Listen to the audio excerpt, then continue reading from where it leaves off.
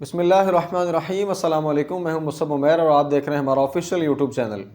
چند اہم اور تازہ ترین خبروں کے ساتھ دوبارہ آپ کی خدمت میں حاضر ہیں۔ سب سے پہلے تو عثمان مانگٹ صاحب کی بات کی جائے۔ عثمان خضر مانگٹ صاحب جو ہے وہ تحریک لبیک پاکستان کے ایک معروف شخص ہیں، جنہوں نے پچھلے دنوں کوئی 1.5 ماہ پہلے باقاعدہ طور پہ TLP سے علیحدگی کا اعلان کیا تھا، اور تحریک انصاف کے لیے ان کی خبریں آ رہی تھیں کہ وہ تحریک انصاف کو جوائن کرنے جا رہے ہیں۔ اور ابھی ریسنٹلی 3-4 روز پہلے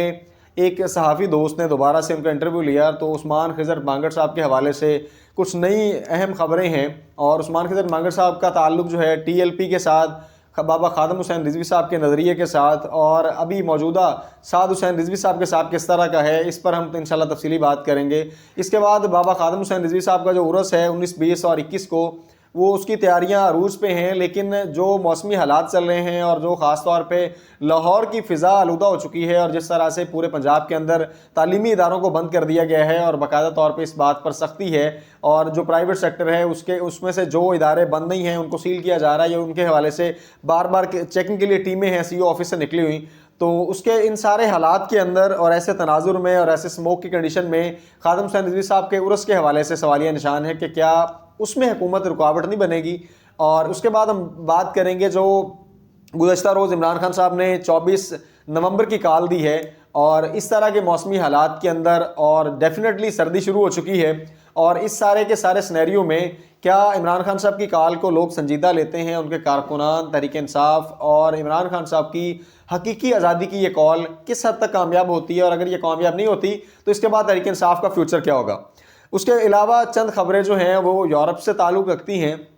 یعنی کہ لندن پلان دوبارہ سے ہونے جا رہا ہے، اور ان قریب جو ہے ملاقات متوقع ہے مولانا فضل الرحمان صاحب کی جو ہے نواز شریف صاحب کے ساتھ۔ تو وہ ملاقات جو ہے اونٹ کس کروٹ بیٹھتا ہے، اور اس ملاقات سے کیا نتیجہ نکلتا ہے، اور اس ملاقات کے بعد مزید سیاست پر کیا اثر پڑتا ہے۔ اس کے علاوہ چند واقعات جو ہیں ناگواری کے ہیں، جیسے خواجہ آصف صاحب کی ویڈیو ایک سامنے آئی ہے، مریم نواز صاحبہ کی اس سے پہلے نواز شریف صاحب کی ویڈیو سامنے آ چکی ہیں، اور عطا تارڑ صاحب کی ایک ویڈیو بھی رات سے ایک وائرل ہو رہی ہے۔ تو یہ ساری کی ساری ویڈیوز جو ہیں وائرل ہو رہی ہیں، اور خاص طور پہ ٹارگٹ کیا جا رہا ہے کہ جی PTI کے چند کارکنان کا یہ کام ہے۔ اب اگر ہم بات کریں بنیادی طور پہ سب سے پہلے، تو عثمان خضر مانگٹ صاحب جو ہیں یہ ایک معروف شخصیت بن چکے ہیں۔ ان کا تعارف جو ہے وہ ان سے سوال پوچھا گیا نا جی عثمان خضر مانگٹ کون ہے، تو عثمان خضر مانگٹ نے کہا جی عثمان خضر مانگٹ جو ہے یہ بابا جی کا گدناسا غلام ہے اور کچھ بھی نہیں، یعنی اپنا تعارف جو ہے کتنی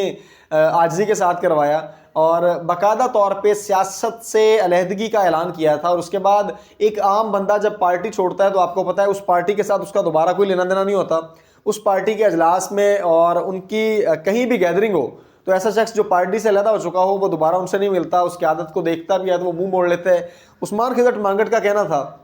اگر میں کسی اور پارٹی میں جانا چاہوں تو پھر میرا تعلق سعد رضوی صاحب کے ساتھ، انس رضوی صاحب کے ساتھ، یا بابا جی کے نظریے کے ساتھ، وہ پھر اس کا مطلب ہے اس میں منافقت ہے۔ تو ایسا کچھ بھی نہیں ہے۔ پچھلے دنوں جو لاہور ہائی کورٹ میں سعد حسین رضوی صاحب کا خطاب ہوا، تحریک لبیک کی ایک تقریب تھی، اس میں جو ہے باقاعدہ طور پہ ڈاکٹر شفیق امینی صاحب بھی تھے، علامہ فاروق الحسن صاحب بھی تھے، اور اس میں عثمان خضر مانگٹ صاحب کو نہ صرف انوائٹ کیا گیا تھا بلکہ ان کے نام کی باقاعدہ وہاں پہ چیئر موجود تھی۔ اور عثمان خضر مانگٹ کا کہنا تھا کہ اگر مجھے وہاں پہ انوائٹ نہ بھی کیا جاتا اور میرے نام کی چیئر موجود نہ بھی ہوتی تو ختم نبوت کے کاز کے لیے، اور جہاں پہ ختم نبوت کا جو ہے ایک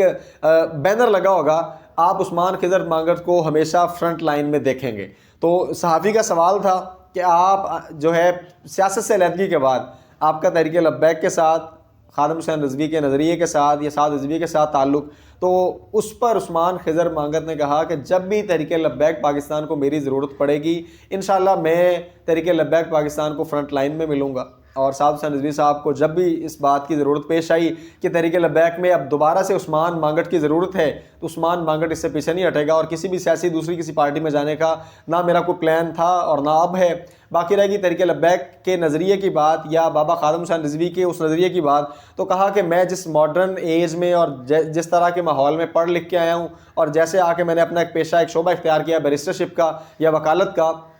اس سارے کے باوجود میرا جو ان کے ساتھ ایک روحانی تعلق ہے وہ کبھی نہیں ٹوٹ سکتا. سیاست سے میں نے علیحدگی ضرور اختیار کی ہے. تحریک لبیک کی طرف سے الیکشن بھی میں نے لڑا تھا. مجھے یہ جو ساری عوام کے اندر عزت ملی, کارکنان کے ساتھ جو محبت اور پیار ملا, میں ان کو اپنی فیملی کی طرح سمجھتا ہوں. آئندہ میرا کوئی ایسا پلان نہیں کہ میں تحریک لبیک سے علیحدگی کے بعد کسی اور پارٹی کو جوائن کروں. باقی انہوں نے کہا جی میرا تعلق ہے تھا رضوی صاحب کے ساتھ, وہ یہاں لاہور ہائی کورٹ آئے ہیں, انہوں نے باقاعدہ مجھے ملے ہیں, انہوں نے بڑا محبت کا اظہار کیا ہے, میرے والد صاحب کا حال پوچھا ہے, میرے بھائی کا حال پوچھا ہے, اور باقاعدہ میرے ساتھ ایک پیار بھرا ان کا تعلق کل بھی تھا اور آج بھی ہے, اور یہ انشاءاللہ رہے گا. باقی وہ کہتے ہیں جی ہمارا اصل نظریہ اور اصل محبت خادم رضوی صاحب کے ساتھ تھی, اور انفارچونیٹلی وہ کہتے ہیں میری کو ان سے ملاقات نہیں ہو سکی, لیکن میں یوٹیوب پہ ان کو سنتا رہا ہوں اور اب بھی سن رہا ہوں, اور میں نے صرف ان کو ایک دفعہ پنجاب اسمبلی کے باہر بیٹھے ہوئے دیکھا تھا. تو یہ عثمان خضر مانگٹ جو ہے یہ ایسے بندے ایک علامت ہیں کہ جو خادم حسین رضوی صاحب کی طرف سے ایک موٹیویشن ملی, اور اللہ تعالیٰ نے اس بندے کو ایسے نکھارا, اور اس ماڈرن میڈیم کے دور میں خاص طور پہ وہ ایک ممی ڈیڈی ماحول کا بندہ باہر سے پڑا ہوا, اور خاص طور پہ پاکستان میں رہتے ہوئے بھی اس کی ایک لائف سٹائل علیحدہ ہے. اس کے باوجود وہ ختم نبوت کے کاز سے اس قدر محبت کرنے والا اور نوجوانوں میں ایک چیز کو ایکسپلور کرنے والا, تو یہ ایک بڑی خوشائند بات ہے. اب اگر بات کی جائے بابا خادم رضوی کے عرس کے بارے میں, تو رضوی صاحب کا عرس جو ہے یہ بھی ایک سوالیہ نشان ہے. باقاعدہ طور پہ کچھ میڈیا کے دوست ہیں جو عوامی سروے میں لوگوں سے سوال کرتے پھر رہے ہیں جی 19 20 21 کو خادم حسین رضوی صاحب کا عرس ہے.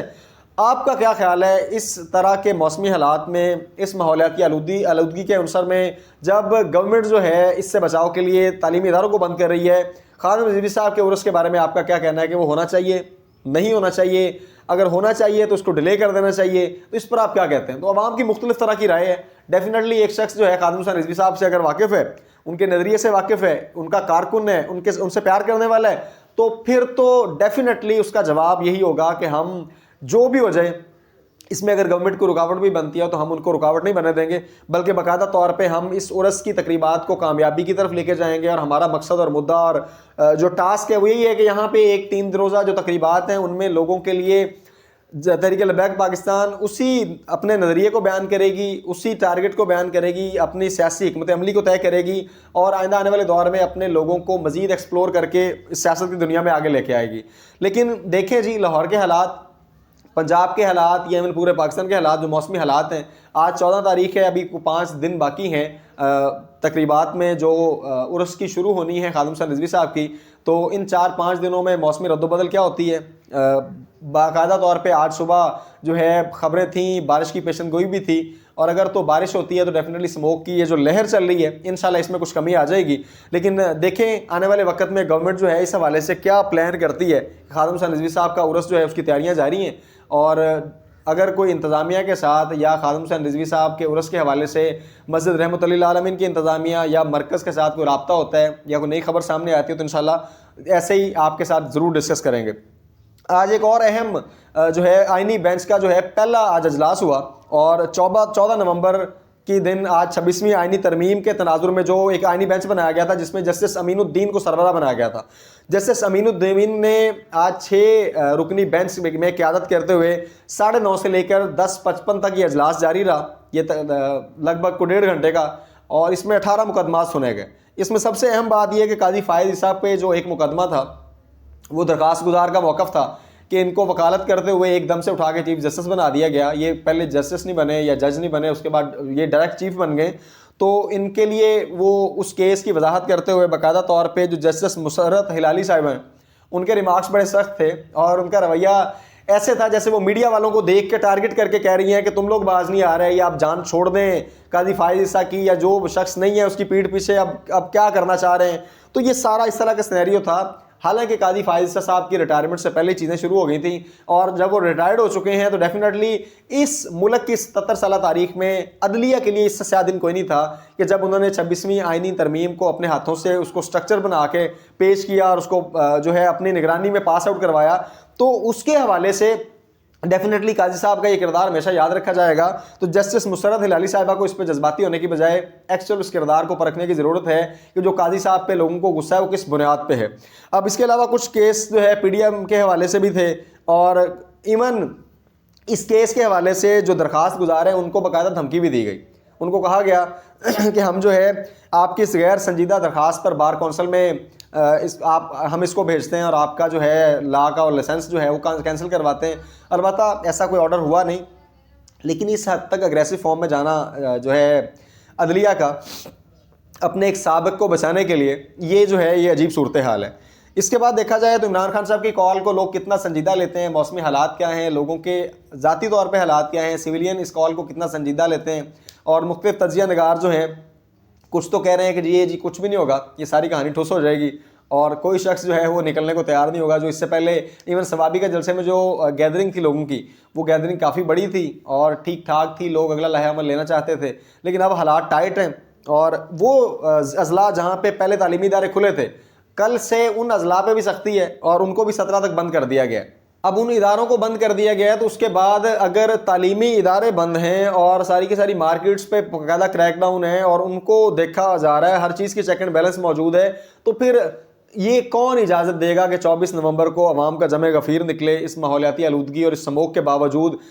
اور وہ سارے رخ جو ہے وہ بھی اسلام آباد کا کریں. تو یہ خان صاحب کے لیے ایک بڑا چیلنج ہو سکتا ہے. انہوں نے یہ اناؤنسمنٹ بھی اپنی بہن سے کروائی, ان کی اناؤنسمنٹ پارٹی قیادت سے نہیں ہوئی. ان کی اناؤنسمنٹ اس پر پارٹی قیادت کتنی سنجیدہ ہے, اور نیکسٹ پلان کیا ہے, کہ کتنے لوگ ہوں گے, کتنے دن دھرنا جاری رہے گا, احتجاج کس ٹائپ کا ہوگا, کہاں سے شروع کریں گے, کہاں ختم ہوگا. یہ 4 مطالبات جو ان کے بنیادی ہیں, ان کو اگر نہ مانا گیا تو وہ کیا کریں گے, کتنے لوگ نکلتے ہیں, یہ سارے سوالیہ نشان ہیں. البتہ جو صحافی ڈیفینیٹلی تحریک انصاف کے موقف کو کھل کر پیش کرتے ہیں, جیسے آپ عمران ریاض خان, ڈیفینیٹلی آپ کو پتہ ہے کہ عمران ریاض خان صاحب جو ہے وہ عمران خان کے اس بہاف پہ ہی زیادہ معروف ہوئے ہیں, تو وہ تو کہتے ہیں جی ایک بڑا سمندر نکلنے والا ہے. اس سے پہلے خان صاحب کی جتنی پریڈکشنز ہیں آج تک عوام کے بارے میں, وہ ساری کی ساری پوری ہوئی ہیں, اور عوام کے بارے میں خان صاحب کی پریڈکشن یہ ہے کہ ایک بڑی تعداد نکلے گی اور ایک ایسا ریلا نکلے گا کہ انقلاب آ جائے گا اور ایک حقیقی آزادی کی جنگ ہم لڑ رہے ہیں. تو عمران ریاض خان صاحب کے نزدیک یہ ہے کہ یہ کامیاب ہونے والا ہے, اور یہ باقاعدہ طور پہ اس میں کوئی دوسری رائے نہیں کہ 24 کو جو انقلاب آ جائے گا اور 4 مطالبات پورے ہوں گے, ادروائز گورنمنٹ کی چھٹی ہوگی, اور یہ باقاعدہ پریشر ہے باہر سے بھی. اور اس موقف کو خان صاحب جھوٹا ثابت کرنا چاہ رہے ہیں, جو ایک جو ہے ٹیگ لگ گیا تھا کس بات کا, کہ ٹرمپ کے آنے سے جو شامیانے بجائے جا رہے ہیں, جو خوشیاں منائی جا رہی ہیں, اور جو تحریک انصاف کے لوگ خوش ہو رہے ہیں کہ اب جی خان صاحب کی رہائی ہو جائے گی. کہا جس ایبسلیوٹلی نوٹ پہ آپ ہٹ ہوئے تھے, آپ اگر اس کی بنیاد پہ باہر آتے ہیں تو پھر آپ کے پاس کیا رہ جائے گا پیچھے. تو خان صاحب نے اس کو رد کیا اور کہا کہ جی ہم امریکہ کی مدد سے نہیں بلکہ اندر سے یہاں سے رہا ہوں گے. تو اس کو ثابت کرنے کے لیے انہوں نے 24 نومبر کی کال دی ہے. تو آنے والے وقت میں دیکھیں جی 24 نومبر کی کال جو ہے, اس ملک کے حالات میں 10 دن باقی ہیں, مزید کیا پیش رفت ہوتی ہے اور مزید کیا رد و بدل اور کیا تبدیلیاں رونما ہوتی ہیں, اس کو انشاءاللہ دیکھیں گے. باقی رہ گی بات بنیادی طور پہ جو اس وقت سب سے بڑا لندن پلان دوبارہ سے تیار ہونے کی تیار ہو رہا ہے, کوششیں جاری ہیں مولانا فضل الرحمان صاحب کے ساتھ میاں صاحب کی میٹنگ. اب اس پہ دیکھنا ہے کہ مولانا صاحب نے پچھلے دنوں جو عزت کمائی ہے, جو تحریک انصاف, پیپلز پارٹی, نون لیگ, ان ساری پارٹیوں نے, اپوزیشن ہو حکومت ہو, سب نے مولانا صاحب کے پیچھے نمازیں بھی پڑھی ہیں, سجدے بھی کیے ہیں, اور ان کے گھر کا طواف بھی بار بار کیا ہے. جو عزت اور جو تجزیہ نگاروں نے ان کو سیلوٹ پیش کیا ہے, اور جو دینی حلقوں سے مولانا کو عزت ملی ہے, وہ ساری کی ساری عزت سمیٹنے میں مولانا صاحب کس حد تک کامیاب ہوتے ہیں. میاں صاحب سے ملاقات کے بعد مولانا صاحب کیا ڈیسیژن لیتے ہیں, اگر تو وہ نواز شریف کے ساتھ بیٹھتے ہیں, ڈیفینیٹلی نواز شریف کے ساتھ جو لوگوں کا رویہ ہے ادھر جنیوا میں یا لندن میں, تو وہ کسی سے ڈھکا چھپا نہیں ہے. اور اگر میاں صاحب کے ساتھ مولانا فضل الرحمان صاحب کھڑے ہونے کو تیار ہوتے ہیں, تو پھر ڈیفینیٹلی ہمیں سوچنا چاہیے کہ مولانا فضل الرحمان صاحب کا اپنا مستقبل کیا ہوگا. باقی کل وائرل خبریں مزید چل رہی ہیں کہ خواجہ آصف صاحب جو وزیر دفاع ہیں, وہ ان کو لندن میں دیکھا گیا, انہوں نے اگر ٹریول کیا ہے سفر کرتے ہوئے اپنا منہ چھپاتے رہے, پھر ایک ہوٹل میں کھانا کھا رہے ہیں تو وہاں پہ ایک شخص نے ویڈیو بنائی ہے اور اس نے باقاعدہ وہاں پہ تذلیل کی ہے, اور اس نے کہا یہ وہ وزیر دفاع ہے جو لوگ پاکستان سے لوٹ کے آتے ہیں اور یہاں پہ بیٹھ کے عیاشیاں کر رہے ہیں. اسی طرح تارڑ صاحب کے پیچھے ایک شخص کیمرہ لے کے اور گندی گالیاں دے رہا ہے غلیظ, کہ یہ اب ابا جی کو ملنے آیا ہے, یہ نواز شریف کو ملنے آیا ہے, یہ ان کا چیلا ہے, یہ مریم کو ملنے آیا ہے, مطلب اس طرح کی باتیں ساری. تو کہنا یہ ہے کہ جو سلوک نون لیگ کے اس سارے کے سارے لوگوں کے ساتھ ہو رہا ہے, جو عہدوں والے ہیں, جو باقاعدہ طور پہ پوسٹوں پہ بیٹھے ہیں, تو اس سارے رویے اور اوورسیز پاکستانیوں کے ریئیکشنز کے بعد ان کو سوچنا چاہیے کہ یہ کہاں پہ ایگزسٹ کر رہے ہیں. آخری بات, مریم نواز صاحبہ کے ساتھ صرف چیف سیکرٹری صاحب نہیں ہیں بلکہ وزیر ماحولیات جو ہے مریم اورنگزیب صاحبہ, وہ ان کا پرس اٹھانے کے لیے باقاعدہ ساتھ موجود ہیں. اس وقت پنجاب کے حالات کیا ہیں, یہاں سموگ نے جینا دوبھر کر رکھا ہے, پورا پنجاب ڈوب رہا ہے. سی ایم پنجاب بھی باہر ہیں, چیف سیکرٹری صاحب بھی باہر ہیں, اور وزیر ماحولیات بھی باہر ہیں, عطا تارڑ صاحب بھی باہر ہیں, نواز شریف صاحب بھی باہر ہیں, وزیر دفاع بھی باہر ہیں, زرداری صاحب بھی دبئی میں ہیں, اور زرداری صاحب کے بارے میں کہ سندھ میں ایک شخص کو اگر آکسیجن کی ضرورت پڑتی ہے تو وہ جو پمپ ہے جس سے ہوا سائیکل میں بھری جاتی ہے اس سے وہ آکسیجن پوری کی جا رہی ہے. اور جو سندھ کا والی وارث ہے جنہوں نے 50 سال سے سندھ کو یرغمال بنایا ہوا ہے, جو 30 سال سے کراچی کو ڈنڈے کے زور پہ چلا رہے ہیں, ان کو سوچنا چاہیے کہ ہمارے علاقے میں اگر کسی کو آکسیجن کی ضرورت پڑتی ہے تو وہ سائیکل میں ہوا بھرنے والے پمپ سے اس کو ہوا دی جاتی ہے, اور آپ کے پاؤں میں موچ آتی ہے, اس کی کوئی میڈیکل رپورٹ نہیں اور کوئی ڈاکٹر نہیں جو سامنے آ کے اس کے بارے میں بات کر سکے, آپ دبئی میں جا کے لیٹے ہوئے ہیں. تو یہ تھوڑا سا خدا خوفی کرنی چاہیے کہ ملک کے حالات کیا ہیں اور ان اشرافیہ کی عیاشیاں کہاں پہ پہنچی ہوئی ہیں. کہ مریم نواز صاحبہ نے جو چشمہ لگایا ہوا ہے پریس کانفرنس کرتے ہوئے, اس چشمے کی قیمت جو ہے وہ 1,11,000 ہے,